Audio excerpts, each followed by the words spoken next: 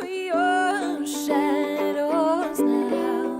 Are you coming in? If you look into a magic mirror, what would you see? Would you see me? If you look into a magic mirror, chasing the stars wouldn't be fun. Wouldn't be fun. Hi, this is Marjohn Love, and this is Marjohn's Musings. And today's show is Amazing Words.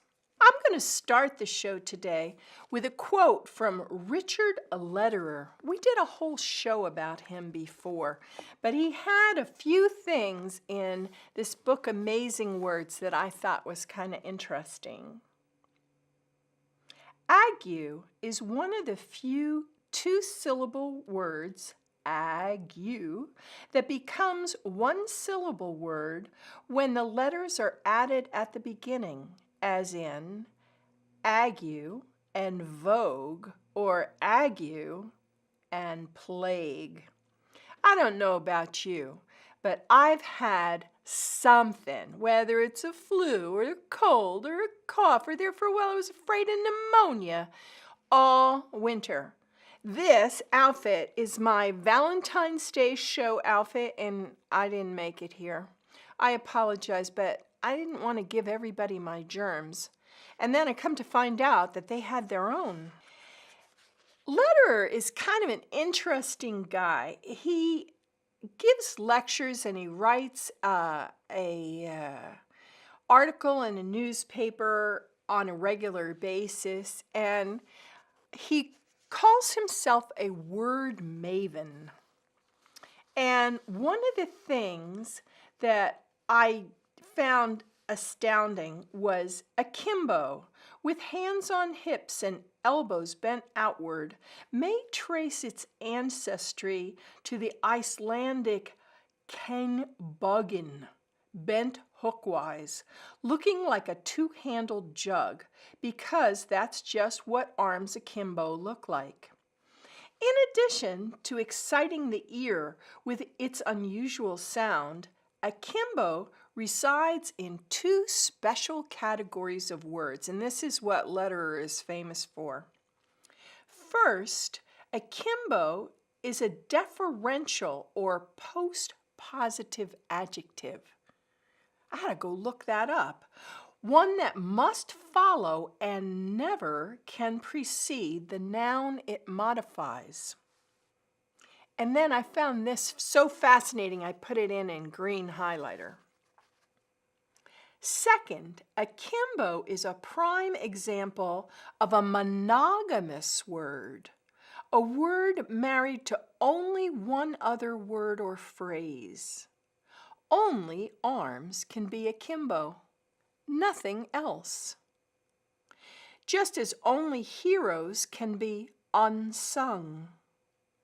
Breath can be baited, and thumbs can be twiddled. Umbrage can only be taken. Aspersions cast. And nothings whispered and sweet. These monogamous words have no life of their own beyond the specific idiom to which they are married. I thought that was interesting, that there's words that only appear in one context. And then I got to thinking about, how do we teach our children language? There was a section in Lederer's book that I thought, I still don't have this. I've been fighting with this problem since third grade. Let's see if you are in the same boat as I am. Pronoun, forged from the Latin pro, in place of, nomen, noun or name. A pronoun replaces a noun because pronouns change form in ways that nouns don't. They create more grammatical atrocities than any other part of speech. So here we go with atrocities. Me and Mary went to the movies, which should be Mary and I went to the movies. Oh, shades of the nun in 3rd grade. Thank you for voting for Scott and I, which should be thank you for voting for Scott and me. I would have gotten that wrong. They were amazed at me running for school board, which should be they were amazed at my running for school board. When you hear the correct one, you go, oh yeah, that's right. I kept the secret between Heather and myself, which should be I kept the secret between Heather and me. We can list pronouns in order of 1 to 10 letters. I, we, you, they, their, myself, himself, yourself, ourselves, and themselves. This is a story about 4 people: everybody, somebody, anybody, and nobody. There was an important job to be done, and everybody was sure that somebody would do it. Anybody would have done it, but nobody did it. Somebody got angry that because it was everybody's job, everybody thought anybody could do it, but nobody realized that everybody wouldn't do it.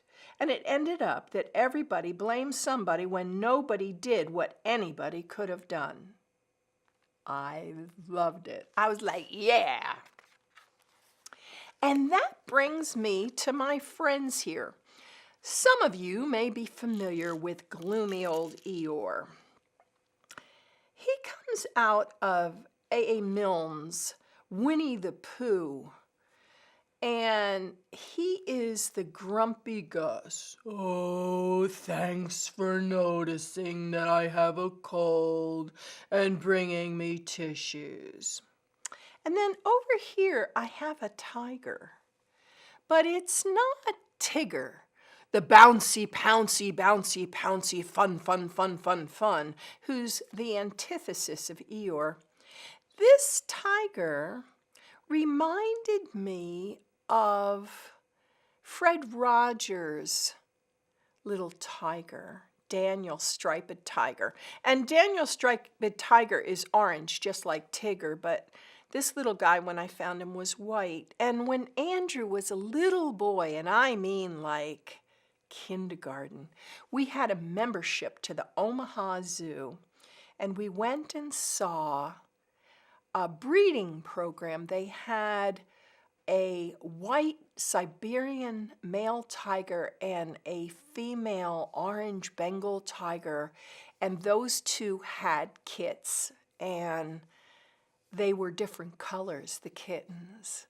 And I remember going and seeing the white baby tigers and the little orange baby tigers.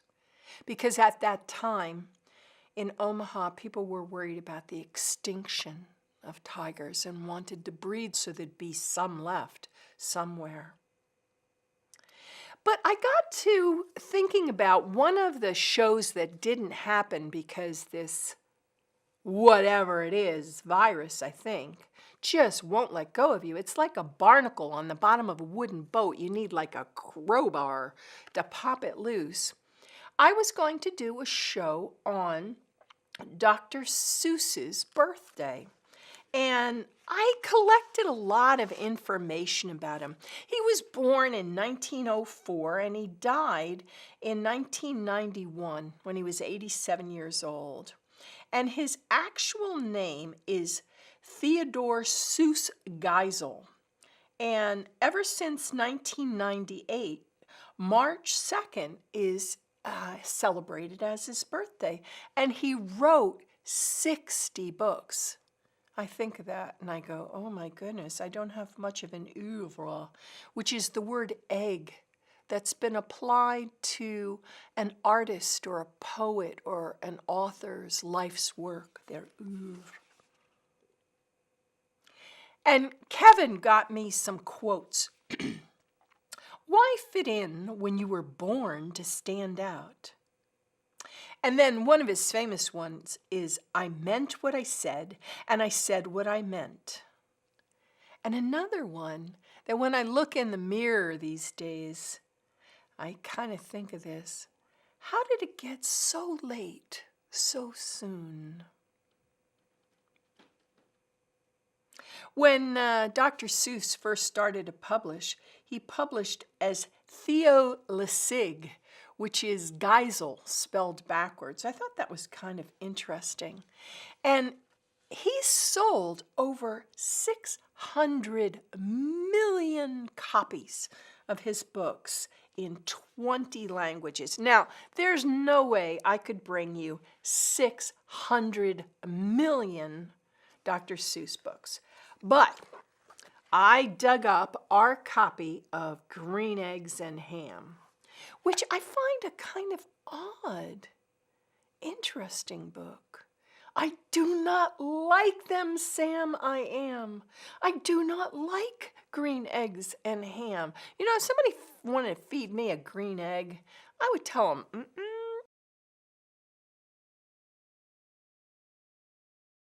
This book goes on and on, but it's a vocabulary builder. You know, it talks about, would you eat them in a house? Would you eat them with a mouse? Would you eat them here or there? Would you eat them anywhere? And the guy keeps saying, no, no. And finally, he's like, listen, if you promise to let me be, I will try these green eggs and ham. And then he discovers he likes them. And I was thinking about, why did Theo Geisel write this book? And then I remembered my Andrew as a little boy. He was fussy of what he wanted to eat and what he wouldn't eat. And there was a point at which it was really hard to feed him. And there's a cute commercial that came out about, I think 5 or 6 years ago now. And a little blonde girl says to her mom, have I ever had these before? And the mom says, I think so. And the little one says, well, if I've had these before, I think I like them. And I thought, he was overcoming a child's natural tendency to get a little concrete and restrictive about food choices. I find it fascinating that little babies are nervous of strangers, and then they get a little older and they start to smile. And then somewhere between a year and 2 years, typically around 18 months, they develop stranger anxiety. And they might even cry if an unknown adult comes up to, oh, hi, sweetheart, no, no, no. And they're like, oh, I don't know, you go away. Phases of development. I think I'm still in one. A friend of mine said to me on Tuesday, you are one of the most creative people I know. And I thought, is that true? And do I live up to that? And could I live up to that? And to be one of the most creative people that she knows. I wanted to share some quotes with you from one of these little books. It's Friendship is Forever, and it's a collection of quotes. I want a warm and faithful friend to cheer the adverse hour, who ne'er to flatter will descend, not bend the knee to power. A friend to chide me when I'm wrong, my inmost soul to see, and that my friendship prove as strong to him as his to me. And I found it absolutely fascinating that that was written by a president, John Quincy Adams. So I was thinking about power. And I was thinking about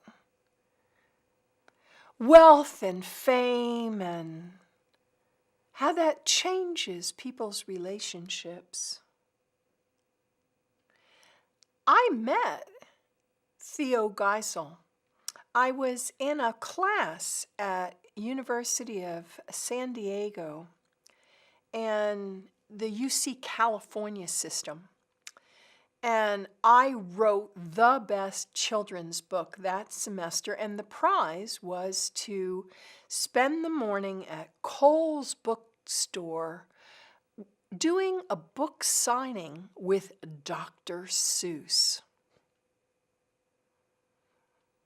It was fascinating. He told me if his wife didn't work, they wouldn't have been able to meet the bills, and that he didn't start making money until he got into doing the cartoons that you see on TV, like The Grinch Who Stole Christmas, or I remember this one, Nifa Fifa, the eyeball dancer, and there's this belly dancer in one of the cartoons.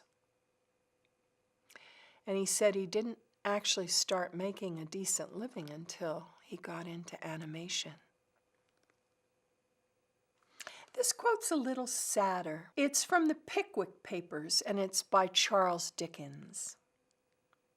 It is the fate of most men who mingle with the world and attain even the prime of life to make many real friends and lose them in the course of nature. It is the fate of all authors or chroniclers to create imaginary friends and lose them in the course of art. Nor is this the full extent of their misfortunes, for they are required to furnish an account of them besides. I found that kind of touching. I know when I wrote my very first book that I think has more self-disclosure than I'm comfortable with, so I never published it. I had a character in the book named Marge, and I had her coping with uterine cancer. It's affecting some of my friends now, but at the time, I had a bad biopsy, and I sort of let this avatar of myself go on this adventure. And I was younger. I hadn't gone through menopause yet. And I was a geographic bachelorette. Kevin was in Iraq for a year during the Iraqi Freedom Campaign. And I'm sitting by myself in the house for 14 months. So I made like erotic adventures and stuff. It's kind of interesting. It was the first book in the Temptation saga, but when I got to the end of the book, fortunately for me, my next biopsy was not as bad, and the one after that was even better, and they took me off all my hormone replacement, which crashed me through menopause like a brick in a bucket. Boom! But on the flip side, I didn't wind up having to have a hysterectomy or all the chemo and radiation and whatever else not that some people in my generation went through. But I got to the end of the book and I didn't want to kill off the major character. So I went on and I wrote another book. And it was kind of interesting. I was at the Second Glance at that time, and I picked up a children's book, and it was called The Character in the Book. And then the book comes to the end, and at the end, the character leaves and gets into another book. And I thought, oh, I could do that. And so the second novel grew out of the first. And then the third novel sort of took off pretty well and then stalled out in midair. I found I was using tropes. And I didn't want to reinvent the wheel or write something boring. Someone once said there's nothing new under the sun, only variations on a theme, and I thought about that. The variant has to be something exciting and interesting or poignant or elusive in a wonderful way that makes you want to reach out and touch it like a butterfly. To my friend, I write a letter, and from him, I receive a letter. That seems to you a little. It suffices me. It is a spiritual gift worthy of him to give and of me to receive. In these warm lines, the heart will trust itself as it will not to the tongue, and pour out the prophecy of a godlier existence than all the annals of heroism have yet made good. And that's by our very own Ralph Waldo Emerson. But some poetry is more whimsical, more fanciful. Dr. Seuss in There's a Wocket in My Pocket doesn't do what Lederer does. If he needs a rhyme, he makes one up.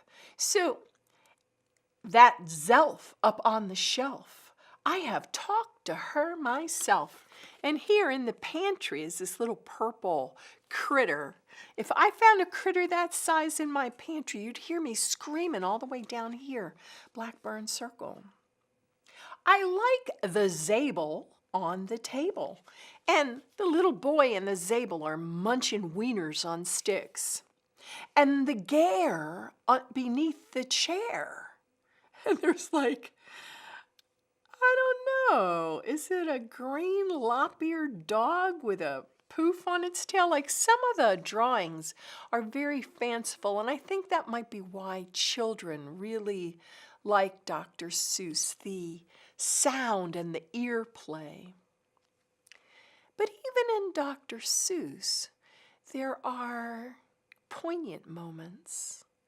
But the bofa on the sofa acts as if he doesn't care. And so here's someone sitting, munching something, reading a book, and the little boy on the far end of the couch reading a book. I thought about that. I was like, I don't know.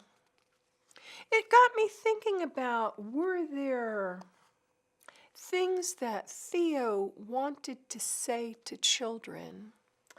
And one of the real obvious ones is the Sneetches. And the Sneetches come in two kinds. Some Sneetches have stars on their tummies, and some Sneetches don't. And I think Theo Geisel was trying to instruct children about cliquism and racism and classism, because the Sneetches with stars on theirs were better than the Sneetches without stars on theirs. And then the story comes to life with Sylvester McMonkey McBean, and he has a fancy machine. And it's sort of a Rube Goldberg contraction, and the Sneetches without stars pay money, and they go in the machine, and they come out and they have stars. And then the Sneetches that had stars to begin with get upset because now it's hard for them to tell apart who were the hoity-toity hoi polloi and who were not. And so this McMonkey McBean tells the Sneetches that had the stars to begin with, come on in and I'll take your stars off. And they pay a lot more money to have stars taken off their tummies. So then the folks that got the stars get rid of them, and they go round and round in a circle. And the only one getting rich with a mountain of money is McMonkey McBean. And he drives off with this truckload of cash. It got me thinking about A.A. Milne and what grew out of the Winnie the Pooh stories. There's a wonderful live action animatronics and animation movie, which is kind of interesting. CGI has progressed so much that as Pooh Bear is walking and talking, it's hard to detect when they switch from an animated Pooh to a puppeteered Pooh to an actual Pooh Teddy that's like sitting there that the actors are holding. It's very well done, and it's called Christopher Robin. It reminded me of Logan's song. He wanted to go back to the 100-acre wood. I've got to get back. A friend of mine came over to my house the other day and saw something of mine, and he said, "Oh, that's Taoist." And this gentleman is a martial arts champion, and it got me to thinking about how Benjamin Hoff used Winnie the Pooh to explain Taoism to people in the United States, people in the West. And I was really blessed because I had this book years ago, The Tao of Pooh, but I came across a box set at the book sale at the second glance that had the Tay of Piglet. I never found Piglet, I don't know. Piglet wasn't my favorite character. And I love the little phrases that Benjamin Hoff uses to describe the characters. While Eeyore frets and Piglet hesitates, Rabbit calculates, and Owl pontificates. Pooh just is. You know, the Tao is the way, and the way which can be described is not the way. And so how do you communicate the way? I think the best way to communicate to children is to be who you are and to live out your ethics. When Andrew was little, we bought him the Lorax. We got to the end of the book, and Andrew was kind of distressed and disappointed. The story of the Lorax is an ecology story. Actually, it starts out like a post-apocalyptic thing. The little boy discovers this run-down sort of Halloween, the street of the lifted Lorax, and everything is all dark and gray and smoggy. And back in the 80s, when the Environmental Protection Agency was new, they spent a lot of time and money, tax dollars, cleaning up toxic waste and cleaning up manufacturing. It really made a difference. In my lifetime, I watched forests be regenerated and lakes cleaned up and stocked with fish so that people could go camping and canoeing and fishing and actually eat the fish and not get sick, where once had been like chemical dumps and industrial waste and nastiness. And the bad character, the villain, if you will, in this story, and it's a children's story, so the villain is not like horrible, is the onceler. I've been getting reusable plastic bags. I don't know why we didn't think of that sooner. You know, we had to have plastic floating in the ocean before we get the idea that maybe we shouldn't be making so many plastic bags that we use once and throw away. And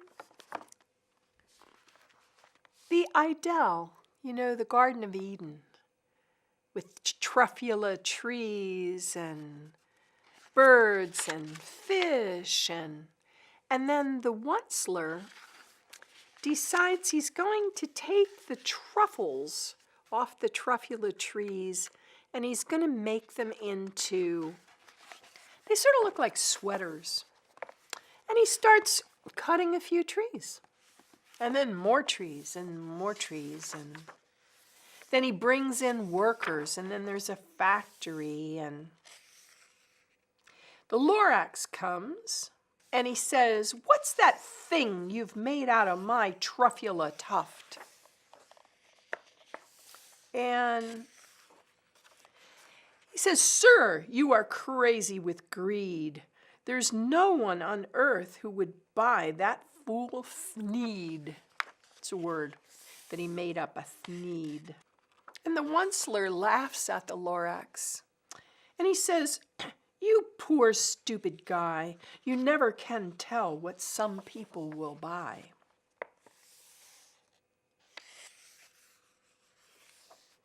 Well, the thneeds take off, and they become quite the fad, sort of like automobiles. Everybody had to have one in their family. And then we became the double income 2-car family. And then when our kids get to be teenagers, maybe we become a 3 or even a 4-car family. And every engine that runs for 1 hour uses more oxygen than a human being does in their entire life. Having had trouble breathing and coughing lately, I'm kind of tuned into oxygen. I actually have a little oximeter. They used to be a big bulky box that sat next to the bed in hospitals. Now that they're digitized and battery operated, you can clamp one on your finger and read your O2 level. I monitored that for a couple of days when the cough was really bad. A dear friend of mine told me this morning that one of his friends had flu symptoms and then came down with pneumonia, and within a week he was dead. There's a vaccine out there. If you haven't had yours and you haven't had pneumonia, it might be a good time to go get that vaccine.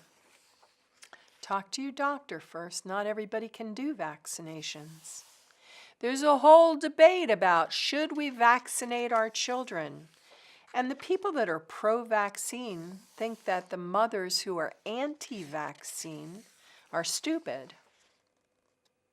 You know, sneetches with stars and sneetches without stars. But vaccines have been implicated in autoimmune diseases, rheumatoid arthritis, lupus, Crohn's disease, diseases where your body attacks itself. Why? Because vaccines are injected into your body in such a way that your body doesn't do a full-blown smallpox and die, but your guard is up against smallpox, even if you've never been exposed to smallpox. And we've got vaccines for this and that and other things, polio, diphtheria, pertussis, there's a whole list of them. But what happens by the time you reach adulthood and middle age, and sometimes before? Your immune system is so geared up all the time that it begins attacking your own body. And you can get really sick with autoimmune diseases that are unknown in third world countries where the children are not vaccinated. So there's two sides to that story. We talk easily but don't listen real well. And some things are not all that obvious. English is weird. It can be understood through tough, thorough thought, though. I like the joke. You have to actually slow down to read it properly. Anyway, after the Lorax fails to get the Thneed people to stop cutting all the truffula trees, and all the fish leave and all the birds leave, and then after the last tree's gone, all the employees leave, and the smog's so bad nobody can breathe, we wind up back at the beginning, at the Halloween haunted house feeling. But now, says the Onceler, now that you're here, the word of the Lorax seems perfectly clear, unless someone like you cares a whole awful lot. Nothing's going to get better. It's not. So, catch, calls the Onceler. He lets something fall. It's a truffula seed. It's the last one of all. You're in charge of the last of the truffula seeds, and the truffula trees are what everyone needs. Plant a new truffula, treat it with care, give it clean water, and feed it fresh air. Grow a forest, protect it from axes that hack. Then the Lorax and all of his friends may come back. And I think in the 1980s, when I was reading these stories to my Andrew, we really had hopes that people like Al Gore and the Environmental Protection Agency could stop senseless production of junk we don't need.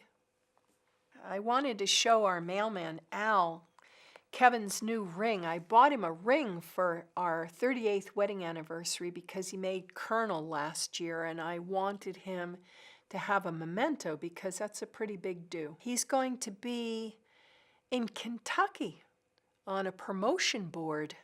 He and several other officers are going to decide which of 300 applicants in the armed forces are going to get promoted or not. It's an honor, but it's also a big responsibility, 300 people. So 4 out of the next 5 weeks, I'm going to be by myself. And that always makes me a little nervous, makes me a little frightened. Are they going to send him back? Because 2 different times he went places and he wound up going to Iraq. You know, and once he spent months in Fort Drum in New York, freezing his tail feathers off. And I said in the VFW, I said, you know, I'm afraid of our commander-in-chief. I don't sleep well. I don't feel safe. I'm very nervous. Impulsivity in a position of power is a bit startling, distressing. And one of the fellows at the bar says, you can't say that here because POTUS 45 is commander-in-chief.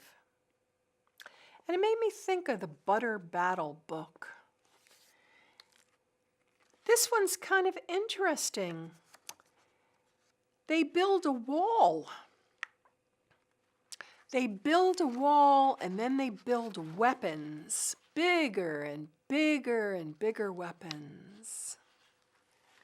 Because some of them eat their bread with the butter on top, and some of them eat their bread with the butter on the bottom.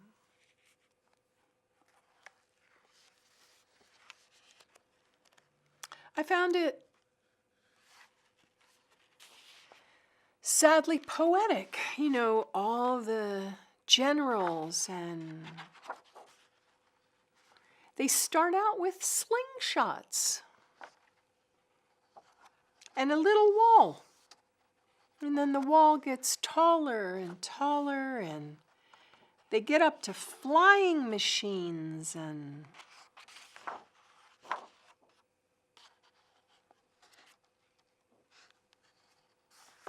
we now have a president that wants to reinstitute nuclear weaponry.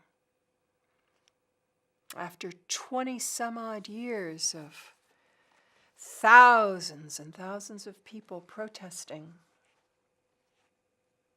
nuclear weapons, other people protesting nuclear energy. And it takes a 3-mile island or Chernobyl or a Fukushima to prove that nuclear energy is not as clean and safe as it's advertised to be.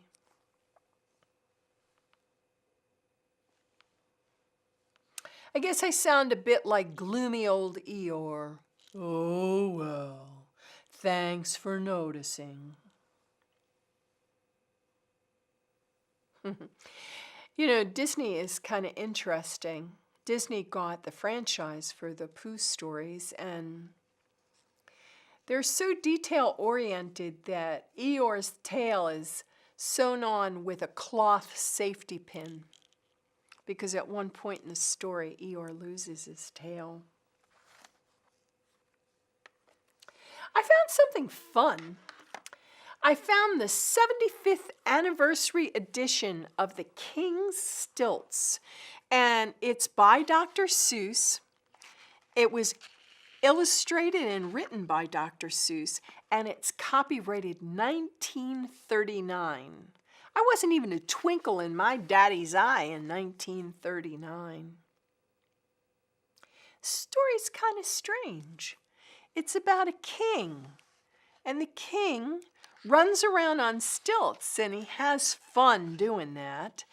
And there's these bad birds that bite holes in the roots of trees that reminded me of mangroves, you know, and there's these cats that fight off the birds, and they keep this little island above water. Rising tides, global warming. 75th anniversary book suddenly is profound and prophetic again. And a bad person steals the king's stilts, and he gets dejected and upset. And an innocent, a young boy, tries to help the king, and the bad person isolates him, puts him in quarantine for the measles, even though he doesn't have any measles. And he runs away, and he brings the king back his stilts. And then the king makes the boy a pair of stilts. And I can remember my dad saying to me as a little girl, "That's a stupid story. Why didn't the king just make new stilts?" And my mom, who wasn't quite as brilliant as my dad, who was like a rocket scientist, you know, the rocket scientist, he really was. And she said, "But it's not so much the loss of the stilts. It's that someone stole his stilts." My mom was more intuitive, more tuned into the emotions of people. It was the injury, the theft, that hurt him more than the loss of the stilts. Of course he could have had the royal carpenter make new stilts. He made new stilts for the boy so the boy could come running with him. And it took my mom to explain to my dad, you know, it was the betrayal that hurt him, not so much the loss of the object. I like the fact that Seuss tried to teach kids to have a positive self-esteem. Oh, the places you'll go. Because, You've got a head on your shoulders and feet in your shoes, and you can go anywhere that you choose.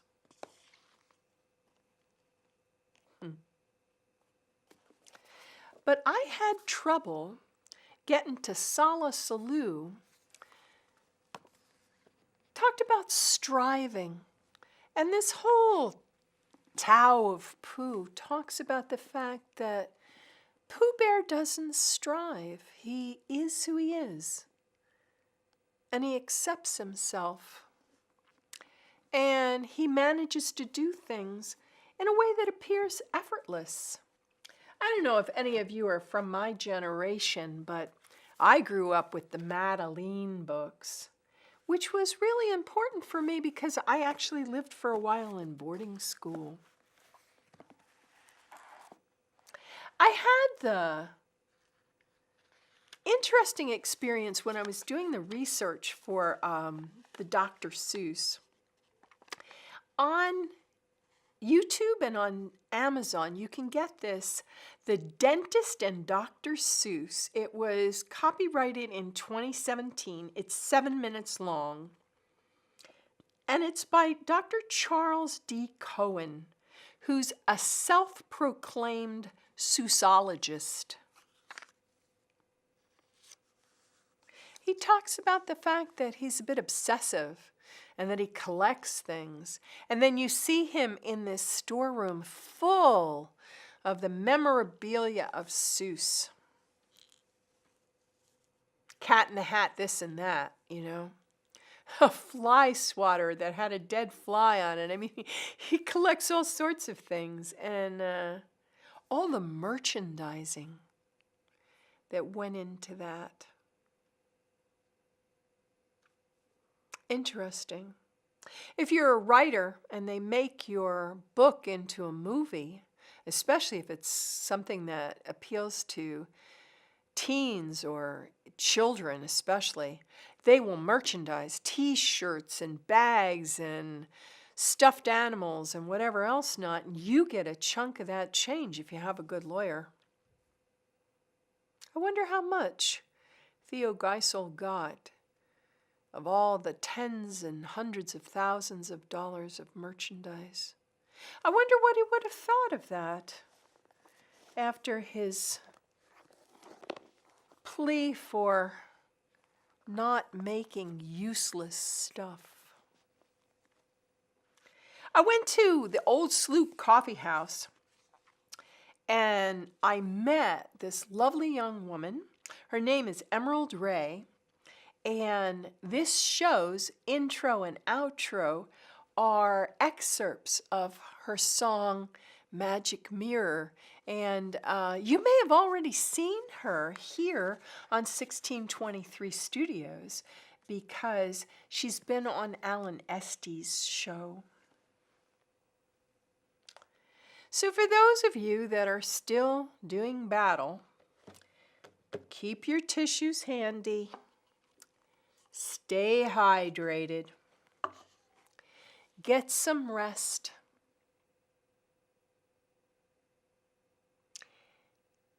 I read you that poem about my friend writes to me and I write to my friend.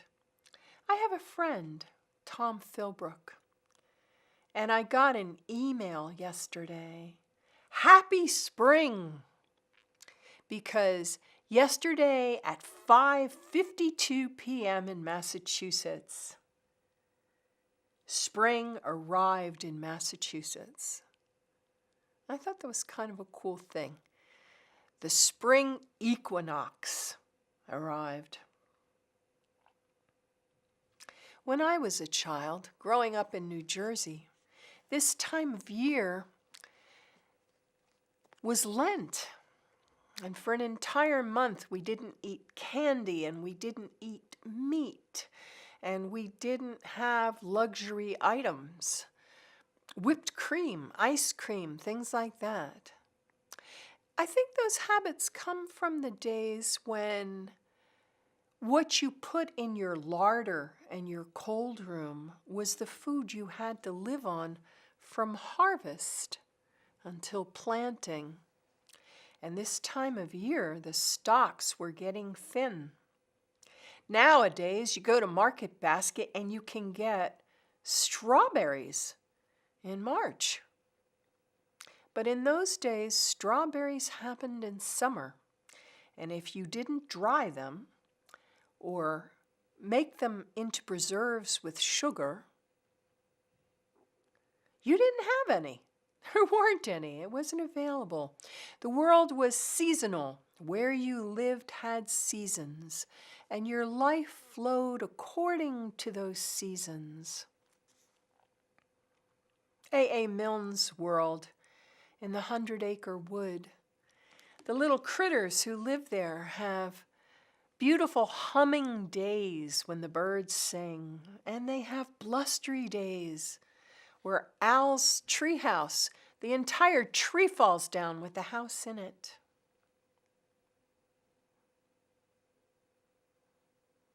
And Christopher asks Pooh, "What do you like best?"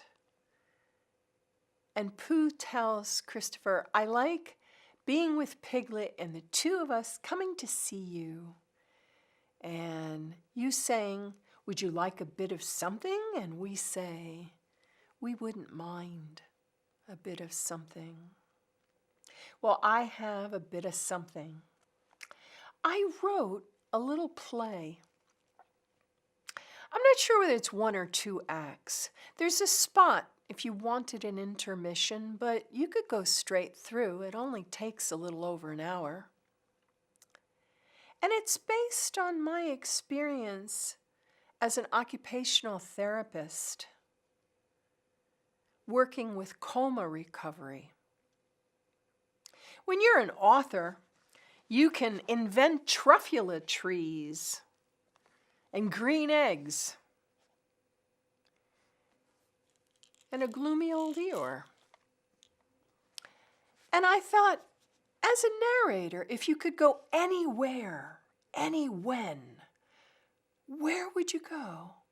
What would you look at? What would you listen to? And so my little play occurs the night after a famous historical earthquake in a cave. And the murdered man wakes up. It's called Tale of the Tomb, and I hope soon you'll be able to find it on Amazon. And I found an actor who's wonderful. It's just kind of interesting to me that people who hear the audiobook, I'm really hopeful that we're going to get this squared away, is going to hear Jesus with a Massachusetts accent talking to his father. That's all for now.